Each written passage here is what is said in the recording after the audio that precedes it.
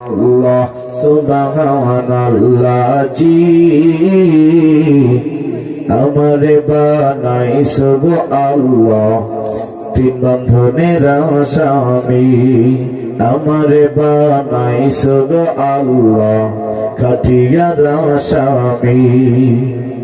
আমার মাথার কাফন খুলিয়া দেখো আমার মাথার কাফন খুলিয়া দেখো সেটা সেজদার চিহ্ন আছে নাকি নবীজির কাছে শুনিয়া দেখো আমার জমিন দেয় নাকি সুবহানাল্লাহ সুবহানাল্লাহ সুবহানাল্লাহ জি